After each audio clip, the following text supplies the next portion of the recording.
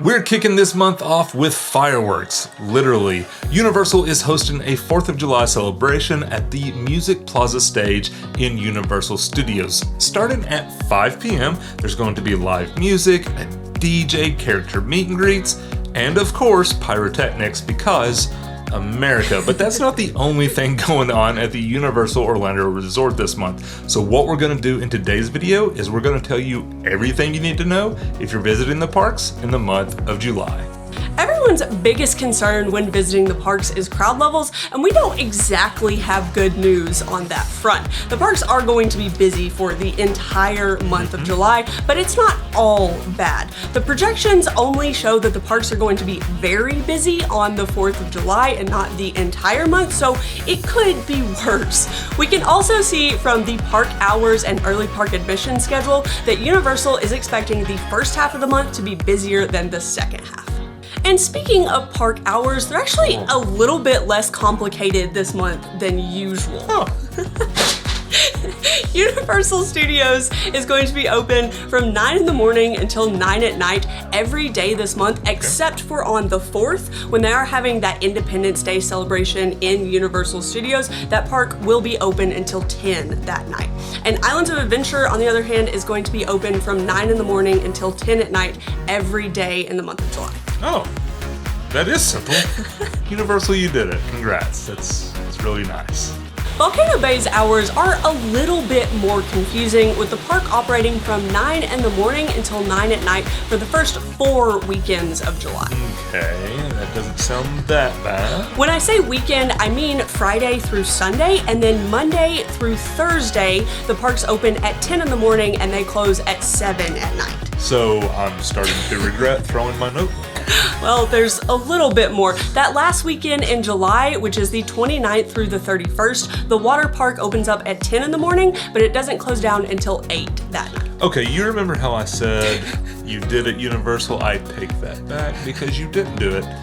Better luck next month. If you are confused by all these dates and times, don't worry. You can always check out Universal's park hours as well as their early park admission schedule on Universal's mobile app.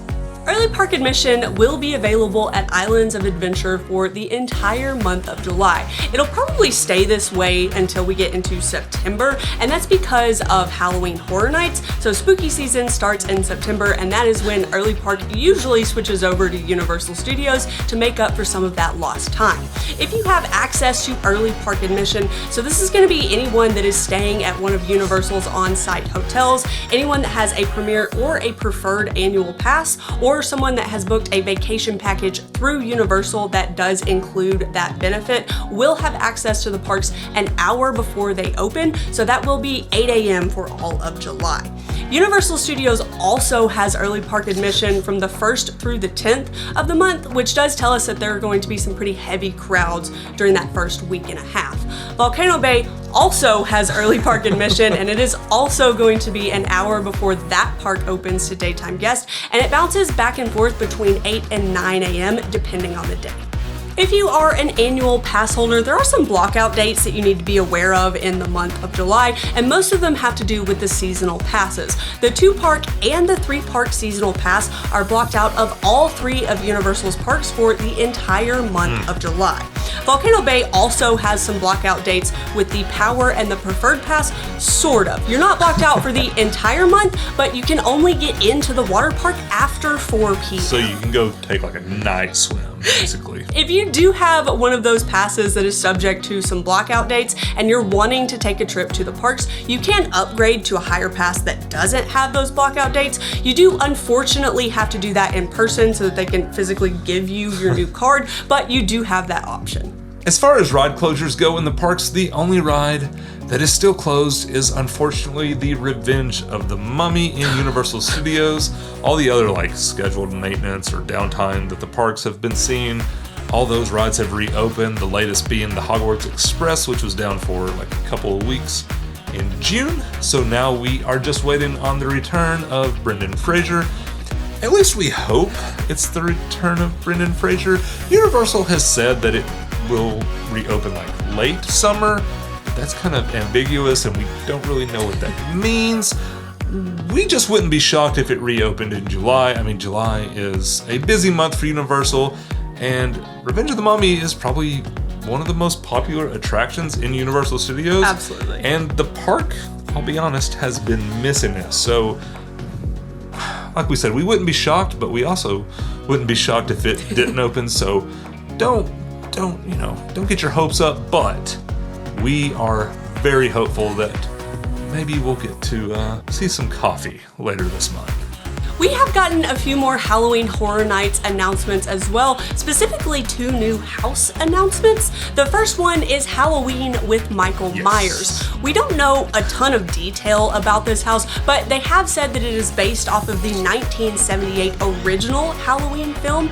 This is one of Tyler's absolute favorite horror franchises, so he's beyond excited to see this house. It's actually number 2, right behind Teletubbies.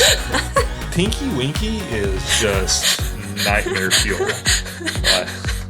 Tinky Winky. The second house announcement is the Horrors of Blumhouse.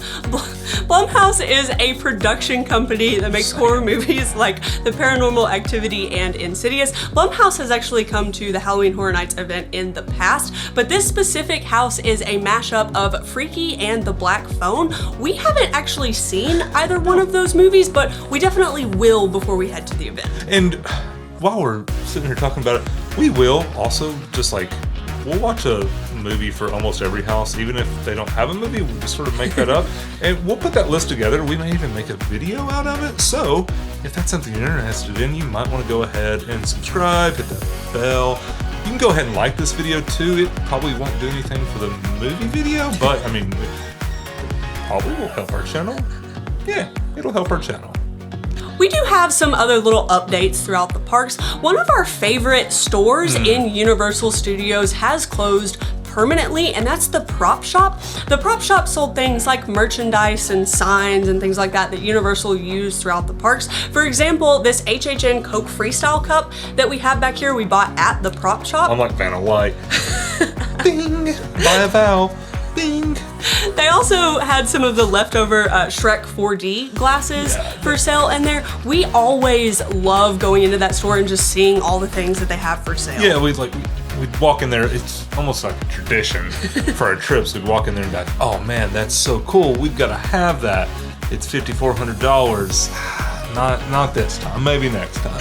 We are sad that the store is closing, but we're also really excited to see what Universal replaces it with.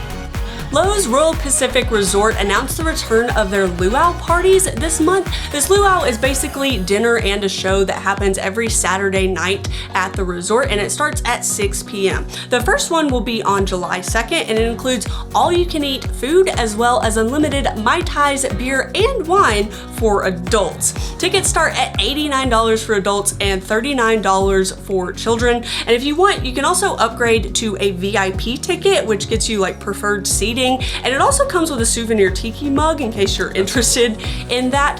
But the tickets do have to be purchased beforehand, and they do sell a limited number of those tickets. So we'll link the website in the description down below in case you want to check those out. We have some new things that have made their way into the Wizarding World of Harry Potter, and the first one is a dark chocolate version of the chocolate frogs. I will absolutely be getting this frog the next time we go to the parks. I love the little collectible card that comes in the chocolate frog, but I do not like the milk chocolate frog itself. You don't really like milk chocolate, period? So. No, it is cloyingly sweet, and I can't really eat it, so I'm super excited that they now have a dark chocolate version. Yeah, there's also 2 new wands that have made their way into the Wizarding World. And the first one is James Potter's. Spoiler alert, it probably doesn't work that well because, I mean, it didn't work for him. And you can tell him about the other one because I made myself laugh. The other wand is the annual... A little bit. The other one is the annual collectible wand that they release every year. Of course, that's why it is an annual wand. And they do have a limited number of these. So once they sell out, they're not going to get any more of them. So if you're interested in collecting this, make sure you get it while supplies last. And there you have it. You are prepped for your trip in July. If you have any more questions, leave us a comment in the comment section below and we will try to answer anything that we can.